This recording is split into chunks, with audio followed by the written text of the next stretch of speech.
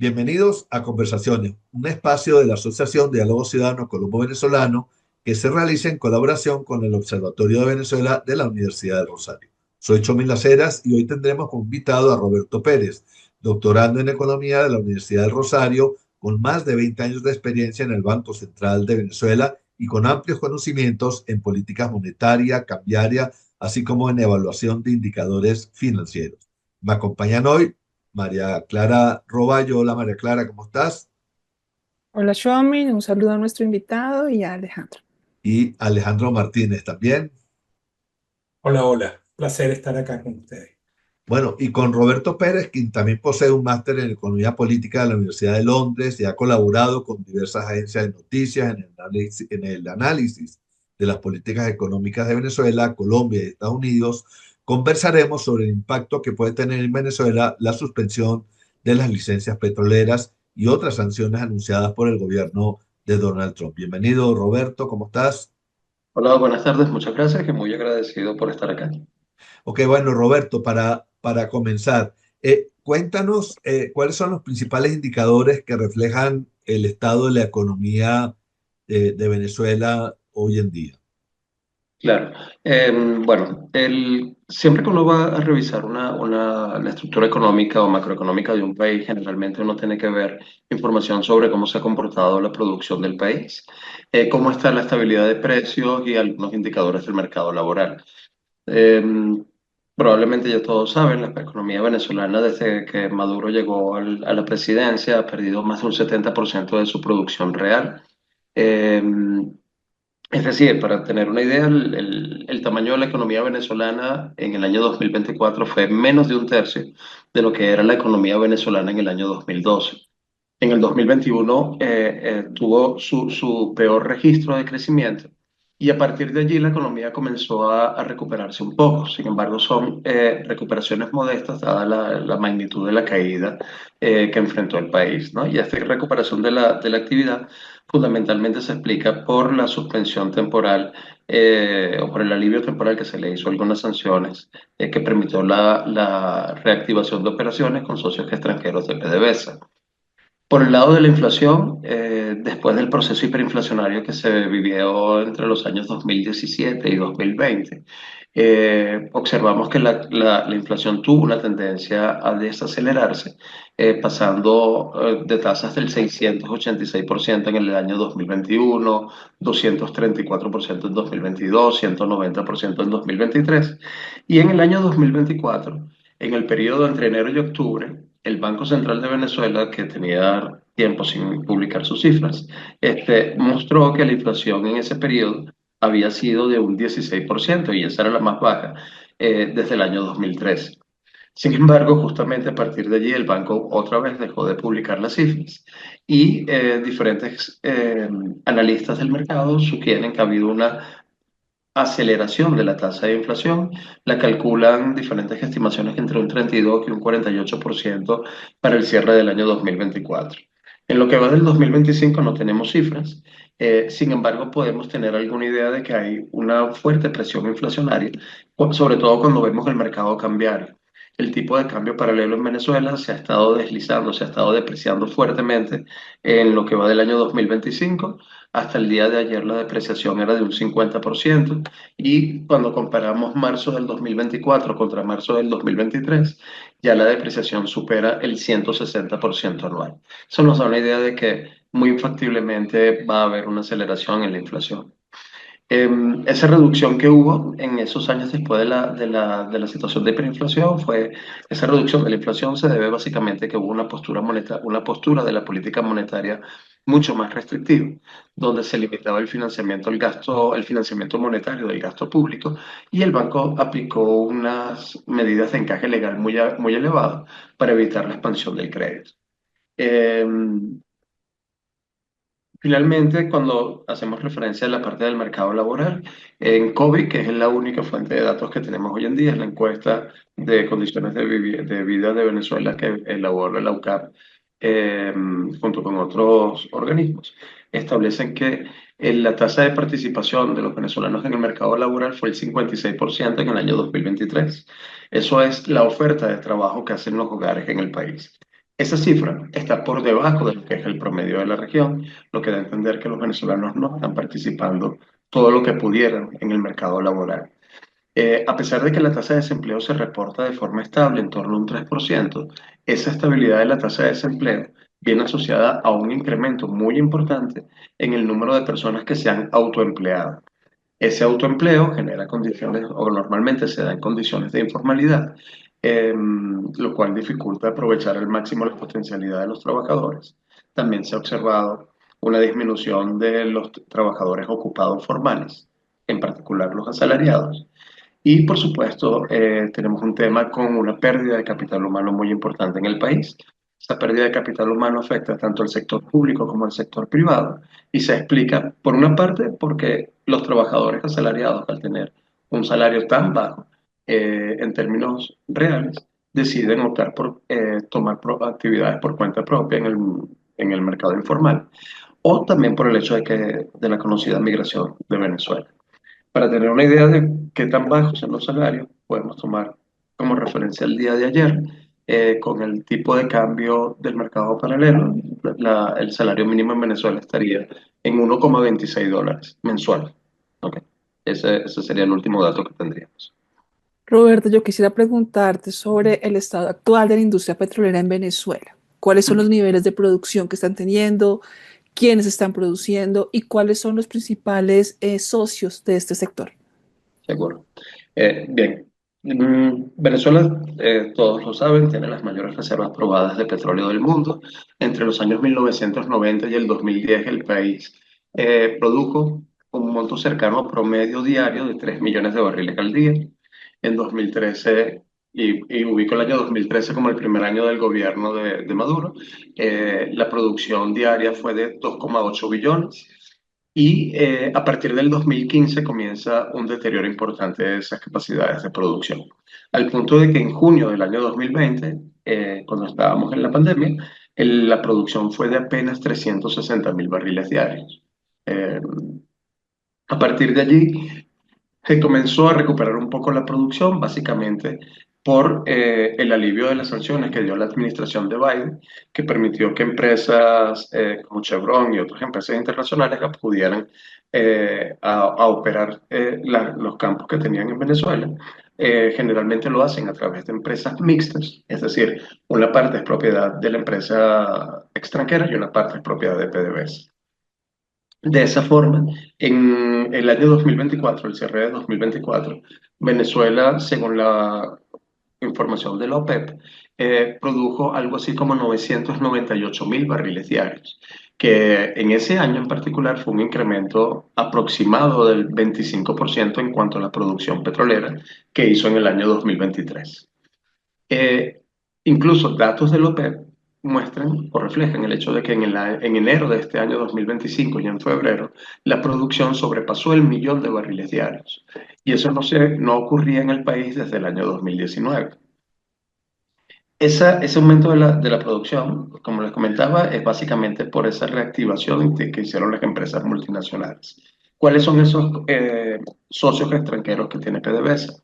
En primer lugar, Chevron Corporation, que trabaja junto a PDVSA con empresas mixtas como Petroboscan, Petropiar, Petroindependencia. Hay una francesa, Maurel Ampron, que está en Petroregional del Lago. Está la empresa española Repsol, que trabaja en Petro Quiriquire y Frammolac. Está la compañía italiana Eni, que trabaja con PDVSA a través de la empresa mixta Petrosucre.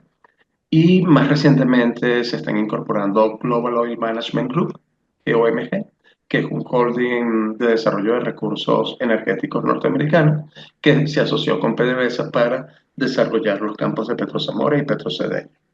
Esos son sus principales socios en la producción. Los principales compradores han sido las refinadoras petroleras chinas, las refinadoras privadas, perdón, quise decir, seguidos de refinadoras de India, España. También se sabe que se le vende a Cuba y a Singapur, entre otros países. Ahora, Roberto, hay una situación muy particular ahora con la relación entre los Estados Unidos y Venezuela, con el tema Chevron y el tema de las sanciones. Y hay dos vías sobre las cuales yo quisiera preguntarte. Uno, ¿es posible que la sanción reciente, eh, digamos, tenga por resultado o por objetivo el de que Venezuela solo pueda venderle a los Estados Unidos, por una parte?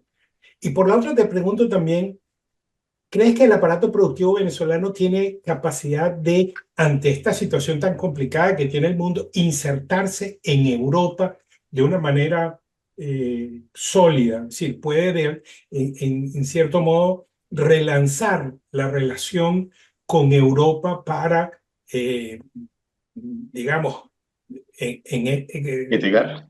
el mercado petrolero se le complica, el mercado norteamericano se le complica. ¿Ves allí alguna perspectiva? Sí. Eso que tú comentas de las sanciones, Alejandro, estoy totalmente de acuerdo. O sea, básicamente, ¿cuáles son las dos medidas anunciadas en los últimos días? Lo primero es que la administración de Trump decidió gestionar o permitir, o sea, generó la licencia 41B, que entra en vigor a partir del 24 de marzo, y lo que permite es que Chevron mantenga sus operaciones en Venezuela hasta el 27 de mayo. Originalmente se había dicho que era hasta el 3 de abril. Eh, Eso por una parte. Y por el otro lado, la administración también anuncia que se va a obligar o se le va a cobrar aranceles del 25% a todos los países que compren petróleo o gas a Venezuela a partir del día 2 de abril. Entonces, claro, aquí digamos que esto tiene unos impactos inmediatos, ¿no? Por una parte, el solo anuncio de esta estructura de aranceles secundarios por parte con los que está amenazando la administración Trump al resto del mundo que compre petróleo venezolano, forzó rápidamente a que tanto China como la India, las refinadoras que compraban petróleo venezolano, suspendieran al menos temporalmente sus compras. España, se entiende que también los compradores españoles que están próximos a hacer lo mismo. O sea que estaremos hablando como de los grandes compradores del petróleo venezolano fuera de Estados Unidos. Si lo pensamos para el caso de China, las importaciones venezolanas, o sea, las importaciones que hace China desde Venezuela, representan algo así como el 3% de su consumo total de petróleo. Entonces sí les puede les puede afectar, pero evidentemente China tratará o puede intentar sustituir esas compras de petróleo que le hace a Venezuela con otros suplidores. Em, Claro, eso también va a tener un efecto en cuanto a que ahora las empresas mixtas, estas que les mencioné hace un rato, van a trabajar o van a operar menos por cuanto se están suspendiendo nuevamente los permisos. Y esto va a tener un impacto sobre la oferta de divisas en el mercado cambiario en Venezuela, que probablemente va a acelerar la tasa de depreciación. Ahora bien, Europa como un comprador potencial del petróleo venezolano no pareciera que es el destino eh, más apropiado o la salida más apropiada que tenga la administración de Maduro. En primer lugar, el petróleo venezolano tiene unas características físicas y Ya, pero perdona que te interrumpa, pero yo pensaba no solo en el petróleo, no solo en el petróleo, sino en otros productos que, digamos, este, el aparato productivo venezolano está demasiado contraído, pero tiene que buscar por algún lado. Entonces, puede o bien reforzar su vínculo con Rusia y China, que están muy distantes, que tienen problemas de fletes, que no es fácil. Bueno, pero también puede buscar con Europa. Me pregunto es si el Estado venezolano está pensando en eso, que pareciera que no, porque el Estado venezolano ahorita solo tiene la posibilidad de pensar en su supervivencia, en cómo se mantiene, en cómo gana 10 días, cómo gana 20 días. Pero bueno, ese es un poco el sentido de la pregunta. sí, cuando nosotros estudiamos procesos de crecimiento económico de largo plazo, uno de los principales, o quizás el fundamental de los determinantes del crecimiento a largo plazo, es la inversión extranjera directa. ¿Ok? Sobre todo para países que son relativamente pobres, que tienen un mercado de fondos prestables pequeño. La inversión extranjera directa es crucial porque es lo que permite motorizar el crecimiento de largo plazo. Desde Chávez, y por supuesto después con la administración de Maduro, se ha hecho todo lo contrario para tratar de atraer inversión externa. Básicamente lo que hemos hecho es expulsar la inversión extranjera. Y expulsamos la inversión extranjera del socio comercial que teníamos más cerca, que es Estados Unidos. Porque China y Rusia, como tú lo comentas, nos quedan muy lejos, tienen otro tipo de problemas, hay otros tipos de necesidades, entonces digamos que era como mucho más fácil, era como la salida natural hacer negocios con los Estados Unidos. Esa situación de ahuyentar la inversión extranjera, tanto la extranjera y después también la doméstica, hizo que el aparato productivo venezolano haya colapsado. ¿Ok? Cuando hablamos de que el PIB ha caído entre un 70 y un 80% desde que Maduro está en el poder, básicamente lo que nos estás diciendo es que nos quedamos sin capacidad productiva. Entonces, sí, hay algunas industrias que quizás pueden estar teniendo éxito. He escuchado algo sobre algunos pescadores por allá por Margarita, no recuerdo si es Camarón, ¿ok? Sí, ese tipo de cosas pueden pasar, pero eso no te va a sostener el crecimiento del país. Es una industria que puede tener un buen resultado, eso es todo. Europa entonces no pareciera que fuese el objetivo.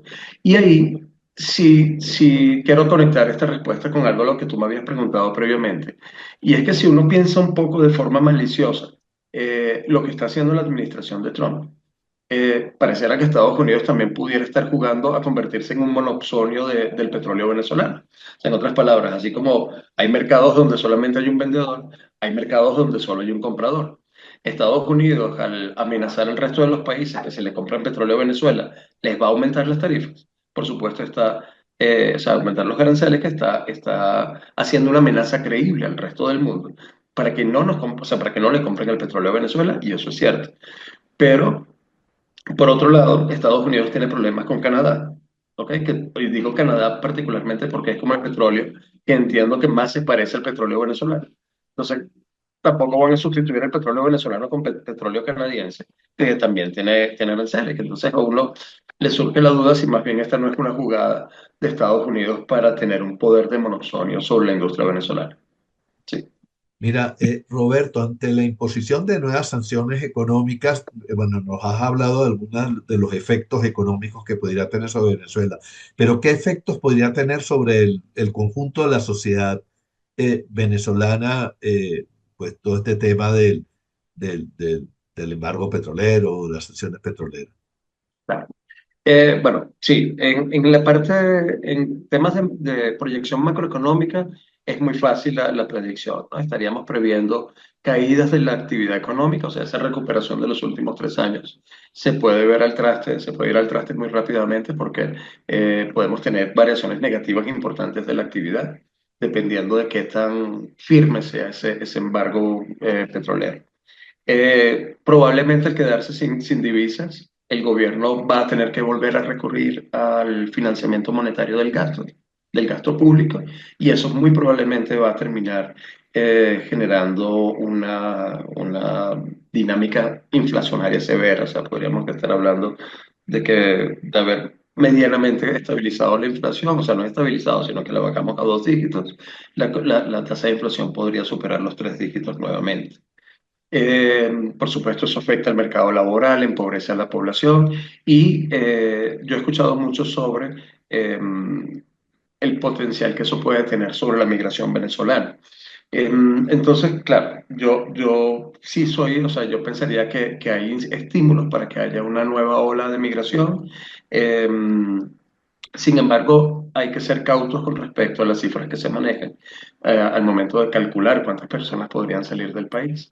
Hay una investigación que salió este mes de los profesores Pacari y Gaussman, donde ellos hacen unos cálculos empíricos tratando de relacionar cómo ha afectado el ingreso petrolero a la migración venezolana.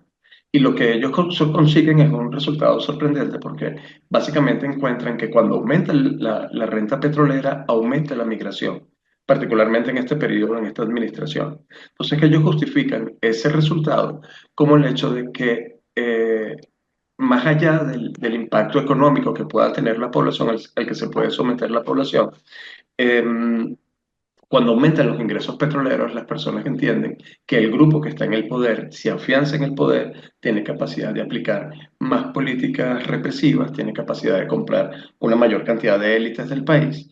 Entonces, es como que cuando hay más ingresos, las personas o sea, cuando hay más ingresos petroleros, los estratos de ingresos más bajos tratan de acumular recursos lo necesarios para salir de Venezuela. Entonces, tal vez en esta situación, donde la situación económica pareciera que va a empeorar en el corto plazo, eh, tal vez que la migración no sea tan grande como se haya estimado originalmente. Lo cual no quiere decir que no va a haber migración, solamente que quiere decir que quizás los números no sean tan grandes.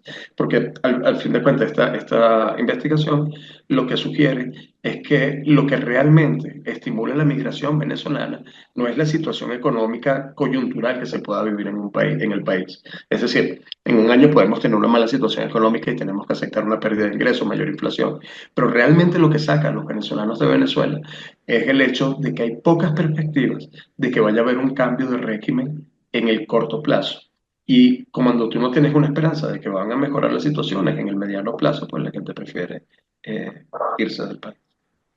Roberto, para cerrar, quisiera preguntarte sobre el escenario actual para Colombia y Venezuela. Sabemos que los dos gobiernos han reanudado sus relaciones diplomáticas comerciales con una agenda que busca justamente fortalecer el intercambio comercial, pero a nivel regional también Estados Unidos ha anunciado sanciones hacia Venezuela y hacia sus socios. Entonces quisiera preguntarte cuál es tu apreciación sobre qué posibilidades crees que existan del intercambio energético entre Colombia y Venezuela a futuro cercano, en futuro cercano. Sí. Bueno, María Clara, yo pienso que no hay ninguna probabilidad de un intercambio en el corto plazo, al menos mientras que Estados Unidos mantenga las amenazas que ha hecho. Claro, Venezuela sigue teniendo o sea, Venezuela está sobre las mayores reservas de petróleo del mundo, así que eso siempre le va a permitir a Venezuela ser un socio comercial o un socio potencial para cualquier país y claro, la cercanía con Colombia, pues deberíamos aprovecharla. Entonces, sí, por el lado del petróleo, en el corto plazo yo creo que no, yo creo que cuando cambien las condiciones eh, cuando haya un cambio político en Venezuela, probablemente va a ser una situación muy diferente. Y también aprovecho para hacer un llamado en el sentido de que tanto Venezuela como Colombia disfrutan de posibilidades de generar energías verdes. Entonces, en esta época de transición energética, donde estamos pendientes del cambio climático, Venezuela y Colombia, ambas, tienen la posibilidad de explotar energía solar, energía eólica, biomasa, producir hidrógeno verde. Es sumamente económico. Hay que hacer muchas inversiones, mejorar el marco regulatorio, pero si por alguna vez pensáramos en conjunto y no de forma individual, posiblemente nuestras posibilidades serían mucho más grandes que las que tenemos hoy en día. Bueno, muchísimas gracias, Roberto Pérez, por acompañarnos el día de hoy. Los esperamos la próxima semana en este espacio de conversaciones de la Asociación Diálogo Ciudadano Colombo-Venezolano. Pueden seguirnos también por nuestras redes, así como las del Observatorio de Venezuela, de la Universidad de Rosario y en el portal de lasillavacía.com. Hasta luego. Hasta luego. Feliz tarde.